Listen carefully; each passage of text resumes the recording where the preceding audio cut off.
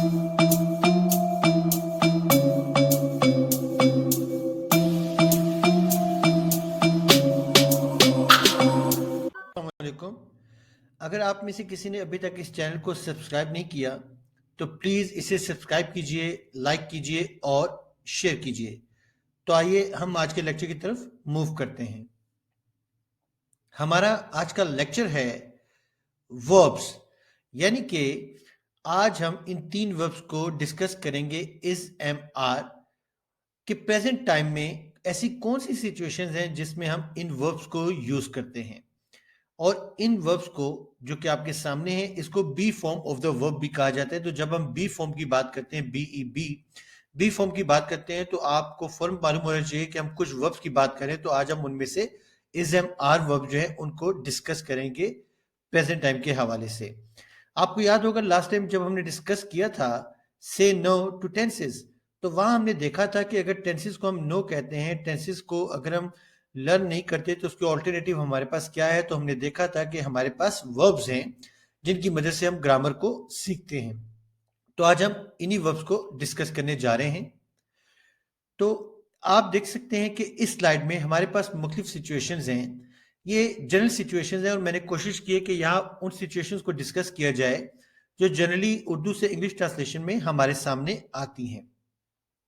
तो सबसे पहले सिचुएशन आपके पास ये हो सकती है कि जब आप किसी पर्सन या थिंग जो है उसको प्रेजेंट टाइम में डिस्क्राइब करना चाहें, तो उस सिचुएशन में आप इज, एम, आर को यूज करते हैं। सेकंड सिचुएशन ये हो सकती है कि आप प्रेजेंट टाइम में किसी पर्सन या थिंग को रीनेम करना चाहें, तो तब भी आप इज, एम, आर को यूज करते हैं। थर्ड सिचुएशन ये हो सकती है कि अगर आप ये बता रहे हैं कि कोई शख्स इस वक्त क्या कर रहा है, तो ऐसी सिचुएशन में भी आप इज, एम, आर को यूज करते हैं। इसी तरह अगर आपने कोई काम जो है उसको प्लान किया है और नियर फ्यूचर में उसको करना है, तो तब भी इस सिचुएशन में आप इज, एम, आर को यूज करते हैं। और जो फिफ्थ सिचुएशन है उसमें आप बताते हैं कि कोई काम जो है वो किया जाता है, तो ये पैसिव स्ट्रक्चर भी है। तो इसको भी हम आगे चलकर देखेंगे एग्जांपल्स के थ्रू। तो सबसे पहले हम देखते हैं एक टेबल जिसमें हम ये देख लेते हैं कि जब हम यूज करते हैं वर्ब्स इज, एम, आर, तो ये किन नाउन्स या प्रोनाउंस के साथ आते हैं। ही, शी, इट, या अगर कोई भी सिंगुलर सब्जेक्ट है तो उसके साथ हम इज वर्ब को यूज करते हैं। वी, यू, दे, या कोई भी प्लूरल सब्जेक्ट है तो उसके साथ हम आर यूज करते हैं। और आई जब यूज होगा तो इसके साथ हम एम जो वर्ब है उसको यूज करते हैं। अब हम इसके बाद सिचुएशन की तरफ मूव करते हैं। पहली सिचुएशन तो ये हो सकती है कि आप प्रेजेंट टाइम में किसी पर्सन या थिंग को डिस्क्राइब करना चाहते हैं। तो जब आप प्रेजेंट टाइम में किसी पर्सन या थिंग को डिस्क्राइब करेंगे तो इस सिचुएशन में आप इज, एम, आर को यूज करते हैं। जैसे यहां आप देख लीजिए, एग्जाम्पल दी है अली इज स्मार्ट। अब यहां सब्जेक्ट क्या है, अली। अब यहां आप अली के बारे में बता रहे हैं कि अली क्या है, अली स्मार्ट। तो आप सब्जेक्ट के बारे में इंफॉर्मेशन दे रहे हैं। तो याद रखिएगा जब आप सब्जेक्ट के बारे में बताएंगे तो उसके लिए आप आमतौर पर एडजेक्टिव या एडजेक्टिव फ्रेजेस लगाते हैं, जैसे कि यहां मैंने यूज किए हैं। अब देखिए, she is extremely sad. Who is extremely sad, she. तो सब्जेक्ट के बारे में आप बता रहे हैं कि एक्सट्रीमली सैड है। Who is sorry, I am sorry. तो आप सब्जेक्ट के बारे में बता रहे हैं कि किसको अफसोस है। इसी तरह who is so sweet, you. तो आप सब्जेक्ट के बारे में बता रहे हैं कि जो है उसके एडजेक्टिव के हवाले से आप सब्जेक्ट के बारे में बता रहे हैं कि वो सब्जेक्ट क्या है। इसी तरह हु इज नॉट स्केयर्ड, ही। तो इसका मतलब ये है कि जब आप सब्जेक्ट के बारे में बताते हैं तो आप आमतौर पर एडजेक्टिव या एडजेक्टिव फ्रेज उसके साथ लगाते हैं। तो एडजेक्टिव या एडजेक्टिव फ्रेजेस के साथ अगर आप एक और कोई और ग्रुप ऑफ वर्ड यूज करते हैं, तो जो ग्रुप ऑफ वर्ड्स है हो सकता है कि वो एडजेक्टिव को जो है वो उसके मीनिंग को कंप्लीट करे या एडजेक्टिव के मीनिंग जो है उसके बारे में और इंफॉर्मेशन दे। तो ऐसी सूरत में वो जो ग्रुप ऑफ वर्ड्स है उसको हम एडजेक्टिव कॉम्प्लीमेंट कहते हैं। यहां देखिए, ये आपके सामने कलर है पर्पल कलर। तो इसमें जो आपको फ्रेजेस नजर आ रही हैं ये एडजेक्टिव कॉम्प्लीमेंट्स है, क्योंकि एडजेक्टिव के बारे में हमें इंफॉर्मेशन दे रही है। अब यहां इस एग्जांपल को देखिए, ही इज नॉट स्केयर्ड। ये एग्जाम्पल बताने का मकसद ये है कि आपको मालूम हो जाए कि अगर आपने नॉट या नेवर लगाना है तो हमेशा इज एम आर के बाद लगाया जाता है। और इसी तरह अगर आपने इंटेरोगेटिव जो है सेंटेंस वो बनाना है, यानी कि क्वेश्चन स्टेटमेंट बनानी है, तो यहां देखिए यूज इन्वर्जन। इन्वर्जन का मतलब क्या है कि आपने जो सब्जेक्ट और वर्ब है इनको स्वैप करना है, यानी कि सब्जेक्ट को आप वर्ब की जगह पर ले जाएंगे और वर्ब को सब्जेक्ट की जगह पर, जैसे she is shocked by the news, तो अब आप इन दोनों की जो है वो प्लेसेस चेंज कर दें, इसको यहां लें, इसको सब्जेक्ट की जगह पर ले जाएं, is she shocked by the news और क्वेश्चन मार्क।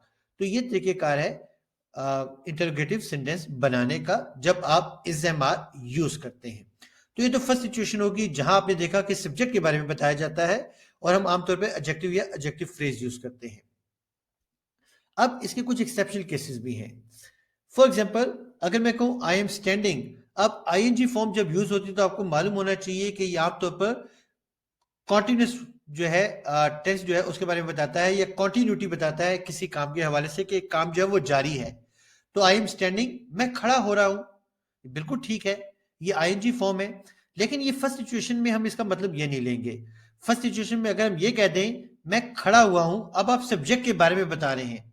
असल में अगर मैं कहूँ ना आई एम स्टैंडिंग, मैं खड़ा हो रहा हूं, तो इसका मतलब सब्जेक्ट कोई काम कर रहा है। तो फर्स्ट सिचुएशन तो यह है नहीं।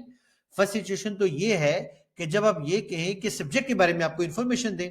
तो अगर मैं कहूं मैं खड़ा हुआ हूं, तो इसका मतलब मैं सब्जेक्ट के बारे में आप बता रहे हैं, तो इसका मतलब ये हो कि इस सिचुएशन में आप ये यूज कर सकते हैं। इस तरह ही सिटिंग, अगर मैं कहूं वो बैठ रहा है, तो यहां सब्जेक्ट काम कर रहा है, ये फर्स्ट सिचुएशन नहीं है। लेकिन अगर मैं कहूं ही सिटिंग, वो बैठा हुआ है, तो अब आप सब्जेक्ट के बारे में इंफॉर्मेशन दे रहे हैं, यानी कि सब्जेक्ट के बारे में बता रहे हैं। तो इसका मतलब है कि अगर आप ये मतलब लेते हैं तो ये फर्स्ट सिचुएशन से रिलेटेड है। तो फर्स्ट सिचुएशन में आप देख लें कि आईएनजी फॉर्म जो है इन वर्ब के साथ मैंने यूज किया, तो आमतौर पर ये दो वर्ब जो है फर्स्ट सिचुएशन में यूज होते हैं, लेकिन इसका मीनिंग रहा, रही, रहे नहीं होता, बल्कि ये सब्जेक्ट के बारे में बता रहे होते हैं। अब ये देखिए अली स्लीपिंग, अब अगर मैं ये स्ट्रक्चर यूज करूं तो इसका मतलब है अली सो रहा है, फाइन। लेकिन अगर मैं कहूं अली सोया हुआ है, तो इसका मतलब अली सोया हुआ है नहीं हो सकता, बल्कि अली इज अस्लीप। ये जो है ये स्ट्रक्चर ये फर्स्ट सिचुएशन से रिलेटेड है। इसी तरह जो ये स्ट्रक्चर है ये भी फर्स्ट सिचुएशन से रिलेटेड है। तो फर्स्ट सिचुएशन में आप सब्जेक्ट के बारे में बताते हैं। ये तो हो गया फर्स्ट केस। अब हम सेकंड सिचुएशन की तरफ चलते हैं। सेकंड सिचुएशन में क्या होता है कि जब आप प्रेजेंट टाइम में किसी पर्सन या थिंग को रीनेम करते हैं, तो जब आप रीनेम करेंगे किसी पर्सन या थिंग को प्रेजेंट टाइम में, तो आप सेकंड सिचुएशन की बात कर रहे हैं। अब इस सेकंड सिचुएशन में जब आप जो सब्जेक्ट है उसको नेम या रीनेम करते हैं, तो आमतौर पर हम इज एम आर के बाद कोई नाउन या नाउन फ्रेज लगाते हैं। जैसे यहां देखिए आई एक सब्जेक्ट है, अब आप इसको रीनेम करते हैं तो इसकी जगह पर आप एक नाउन या नाउन फ्रेज लगा सकते हैं। जैसे मैंने कहा I teacher, who are they my cousins, who is Ali an artist, who are we students, who is he a good friend of mine. तो आप जब सब्जेक्ट जो है उसको रीनेम करते हैं, उसकी जगह पर कोई और नाउन या नाउन फ्रेज लगाते हैं, तो ऐसी सिचुएशन में याद रखिएगा कि इज एम आर के बाद नाउन या नाउन फ्रेज होता है। तो ये सेकंड सिचुएशन है जहां आप किसी सब्जेक्ट को यानी नाउन या प्रोनाउन को रीनेम कर सकते हैं। तो इसका स्ट्रक्चर भी यहां दिया हुआ आप देख सकते हैं। फिर इसके बाद हम थर्ड सिचुएशन की तरफ मूव करते हैं। थर्ड सिचुएशन क्या है, जब आप ये बताते हैं कि कोई शख्स इस वक्त, right now what someone is doing, इस वक्त कोई शख्स क्या कर रहा है। तो ये जो स्ट्रक्चर है आमतौर पर खत्म होता है रहा है, रही है, रहे हैं वगैरह, जिसको आप कॉन्टिन्यूस टेंस कहते हैं, यानी कि इसमें कॉन्टिन्यूटी पाई जाती है काम में। तो इससे पहले कि मैं इन सेंटेंसेस को डिस्कस करूं, याद रखिएगा कि अभी जो हमने फर्स्ट टू सिचुएशंस डिस्कस किए हैं, जहां आप सब्जेक्ट के बारे में बताते हैं या फिर आप सब्जेक्ट को रीनेम करते हैं, तो वहां जब आप इज एम आर यूज करेंगे तो आपको मालूम होना चाहिए कि they are called linking verbs. Is am are जो फर्स्ट टू सिचुएशंस है उसमें उनको हम कहेंगे लिंकिंग वर्ब। लेकिन उसके बाद जो सिचुएशंस हैं, यानी कि ये सिचुएशन की हम बात करें, तो इसमें ये जो वर्ब यूज हो रहा है इस को हम ऑक्सिलरी वर्ब या हेल्पिंग वर्ब कहेंगे। यानी कि फर्स्ट टू सिचुएशन में इज एम आर को लिंकिंग वर्ब कहेंगे और इस सिचुएशन में आप इज एम आर को ऑक्सिलरी वर्ब या हेल्पिंग वर्ब कहेंगे। क्यों? क्योंकि ऑक्सिलरी वर्ब या हेल्पिंग वर्ब जब भी आता है तो उसके साथ मेन वर्ब जरूर होता है। जैसे हमने पहली सिचुएशन में देखा, फॉर एग्जाम्पल अगर मैं कहूं ही इज अ बॉय, तो आप यहां देखिए कि सब्जेक्ट के बारे में मैं बता रहा हूं, तो ये फर्स्ट सिचुएशन है, ही इज अ बॉय। अब इज के साथ कोई जो है वो मेन वर्ब नहीं है, इसलिए लिंकिंग वर्ब है। लेकिन अगर मैं कहूं ही इज, ये देखिए ही इज डूइंग हिज वर्क, तो ही के साथ मैंने इज तो लगाया लेकिन साथ मेन वर्ब लग गया, तो अब ये जो इज एम आर है ये हेल्पिंग वर्ब या ऑक्सिलरी वर्ब कहलाएगा। अब देखिए first sentence, I am talking to you, मैं आपसे बात कर रहा हूं। यहां देखिए सब्जेक्ट कोई काम कर रहा है, अब यहां सब्जेक्ट इस वक्त काम कर रहा है तो इसलिए आईएनजी फॉर्म आ गई इज एम आर के साथ। इसी तरह अगर मैं कहूं we are working on a project, हम प्रोजेक्ट पर काम कर रहे हैं, तो एट द मोमेंट हम काम कर रहे हैं किसी प्रोजेक्ट पर, तो इसका मतलब ये हो कि इज एम आर के साथ आईएनजी फॉर्म। इसी तरह इज एम आर के साथ ING form, he is doing his work, वो अपना काम कर रहा है, इसका मतलब ये कि इस वक्त वो अपना काम कर रहा है। इसे दे आर मोकिंग यू, इस वक्त वो किसी का तमस्खर उड़ा रहे हैं, किसी का मजाक उड़ा रहे हैं। इसी तरह you are reading this post, इसका मतलब ये कि आप अभी कोई काम कर रहे हैं, आप इस पोस्ट को पढ़ रहे हैं। तो at the moment if some action is going on, if subject is doing something, तो तब आप इज एम आर के साथ आईएनजी फॉर्म लगाते हैं। तो इस सिचुएशन में आप इज एम आर के साथ फर्स्ट फॉर्म के साथ आईएनजी फॉर्म लगाते हैं, ताकि आप बताएं कि एक काम जो है वो इस वक्त जारी है, at the moment some work is going on. Fourth situation क्या है कि आपने एक काम प्लान किया है और आप उस प्लान जो काम है उसको नियर फ्यूचर में एग्जीक्यूट करने जा रहे हैं, तो उस सिचुएशन में भी आप इज एम आर यूज करेंगे। लेकिन उसका स्ट्रक्चर वही है जो भी हमने थर्ड सिचुएशन में देखा था, इज एम आर रहा रही रहे, स्ट्रक्चर वही है लेकिन सिचुएशन डिफरेंट है।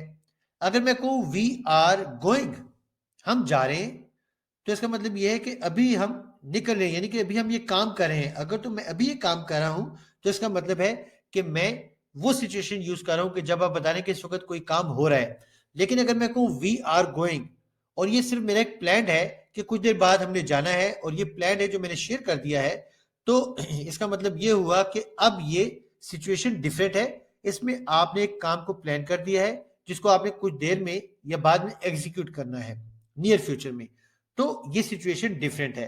तो सिचुएशंस डिफरेंट है थर्ड एंड फोर्थ, लेकिन स्ट्रक्चर सेम है। जैसे यहां देखिए we are going on a vacation soon, हम जल्द ही वेकेशन पर जा रहे हैं। अब ये देखिए ये सिचुएशन क्या है, ये सिचुएशन ये नहीं है कि आप इस वक्त जो है वेकेशन पर जा रहे हैं, इस वक्त ये काम नहीं हो रहा, बल्कि आपने एक काम जो है उसको प्लान कर लिया है, अब आपने उसको नियर फ्यूचर में एग्जीक्यूट करना है। तो याद रखिएगा कि नियर फ्यूचर जो है वो कंडीशन है। इसी तरह दे आर कमिंग टुमारो, अभी तो वो आ नहीं रहे बल्कि उन्होंने कल आना है, तो ये प्लान है नियर फ्यूचर में, इसलिए हमने इज एम आर के साथ आईएनजी फॉर्म लगा दी। इस तरह नेक्स्ट वीक जो है Ali is going to take online class, यानी कि Ali is taking the online class, तो इसका मतलब ये कि काम प्लान है लेकिन नियर फ्यूचर में होना है, इसलिए यहाँ भी एक काम प्लान है नियर फ्यूचर में होना है और यहाँ भी एक काम प्लान है।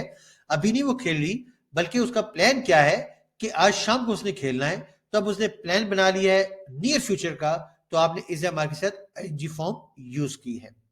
अब इसके बाद हम नेक्स्ट सिचुएशन की तरफ मूव करते हैं और इस सिचुएशन में क्या है, to talk about what is done in the present, के मौजूदा वक्त में क्या किया जाता है, तो ये पैसिव स्ट्रक्चर है। अब इसकी हम कुछ एग्जांपल देखते हैं इसको आसानी से समझने के लिए। याद रखिएगा कि अभी हमने देखा था कि जब आप सब्जेक्ट के बारे में कोई चीज बताते हैं तो इज एम आर के साथ आप एडजेक्टिव या एडजेक्टिव फ्रेज लगाते हैं, और फिर हमने देखा कि सब्जेक्ट अगर कोई काम कर रहा है तो इज एम आर के साथ आईएनजी फॉर्म लगाई जाती है।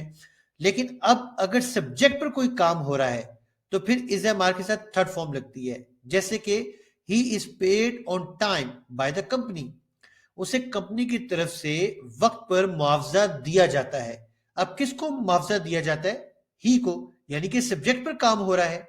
इसलिए अगर मैं कहूं I am appreciated for my work, मेरे काम की वजह से मेरी तारीफ की जाती है, अप्रिशिएट मीन्स तारीफ करना, कदरदानी करना, तो मेरे काम की वजह से मेरी तारीफ की जाती है। अब तारीफ किसकी की जाती है, सब्जेक्ट की, तो सब्जेक्ट पर काम हो रहा है। The students are trained very well, तुलबा की बहुत अच्छे तरीके से तरबियत की जाती है या तुलबा को बहुत अच्छे तरीके से तरबियत दी जाती है। तो आप देखें कि इस सिचुएशन में भी अब देखें कि तरबियत किसको दी जाती है, स्टूडेंट्स को, सब्जेक्ट को, तो सब्जेक्ट पर काम हुआ है। इसे दे आर नॉट लव्ड, उन्हें प्यार नहीं किया जाता है। अब किसे प्यार नहीं किया जाता है? सब्जेक्ट को। तो सब्जेक्ट पर काम हुआ है।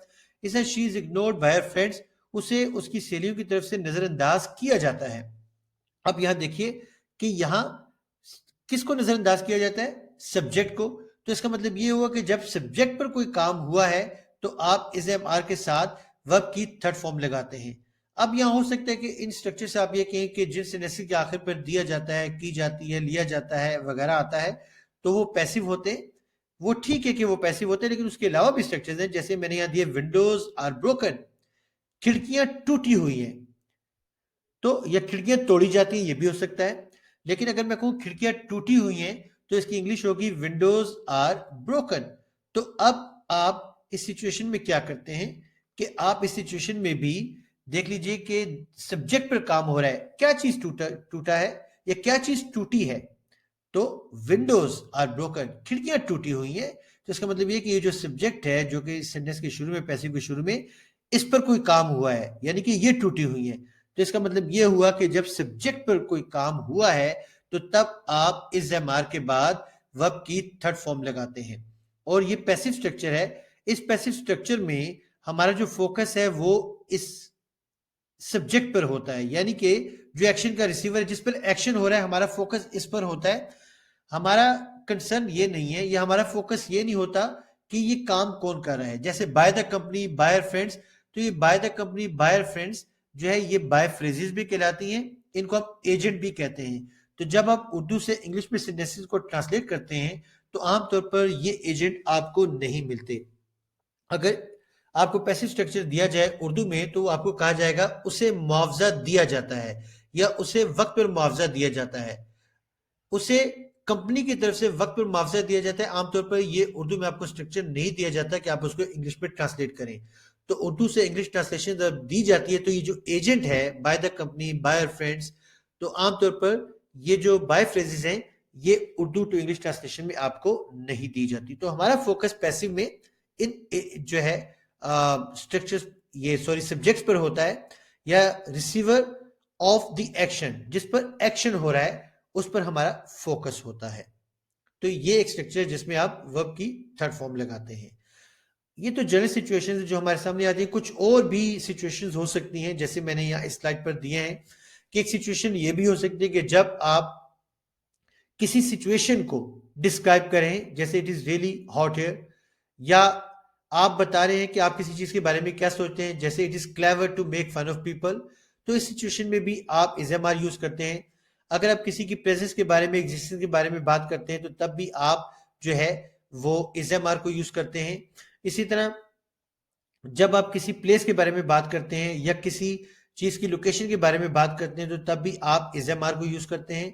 इसी तरह जब आप किसी शख्स की बर्थ के हवाले से बात करते हैं कि कोई शख्स जो है वो कहाँ पैदा हुआ, या आ, उसका घर कहाँ है, तो तब भी आप इस सिचुएशन में आप इज एम आर यूज करते हैं। I am from Rawalpindi, I am from Islamabad, I am from America, etcetera.